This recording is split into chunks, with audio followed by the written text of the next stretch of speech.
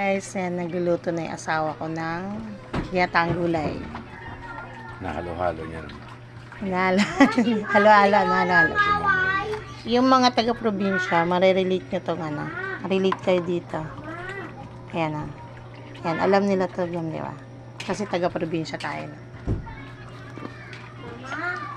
Halo-haluin lang natin guys yung gata para hindi siya mamuo. Ganito po talaga yung mga Bicolano magluto.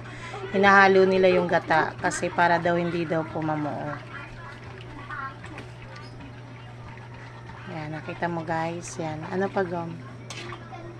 Ginawa na nga po ang kalabasa kasi medyo matigas ang kalabasa. May tumawag. May tumatawag si Mayon. Haluin mo. Yan, halo-haluin lang natin guys. Yan. Halo-halo. Sunod natin guys yung talong. Yan nga guys. Yung nagluluto, may kausap siya. Ayan, ay kabidya ko siya. Ating talong. Yan, sunod natin guys yung talong. Tapos halo-haluin natin. Yan guys, ihalo na natin yung tali-talinga na nakuha namin sa puno kanina. Dahil man sila nagkaano kan mismong tao.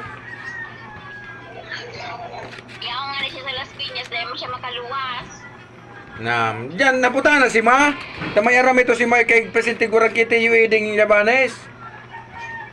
At agada na nga ni siya Merle. Si Manoy eding nga ng Labanes. Aw, iipa lang. Dumana na si Mang Madali.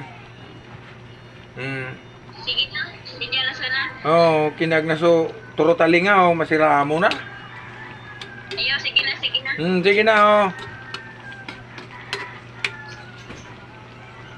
Yan guys, nilagay na namin yung ano, gulay na kaenga. Yun nakuha po namin yung kanina nakuha ng asawa ko dun sa Bulok na puno. bulok na puno.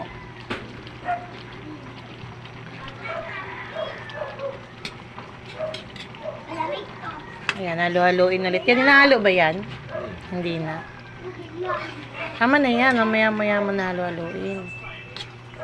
Yan, isusunod na po natin yung malunggay, guys. Yan. Susunod. Yan po. Tapos patapos na po yan. Pagkatapos natin isunod yung malunggay. Ang dami ng malunggay ng gulay. Gulay is life. Patuyo na lang. Konting patuyo na lang guys, luto na yan. Makikita nyo po yan sa susunod na video ko na kumakain na kami ng malunggay.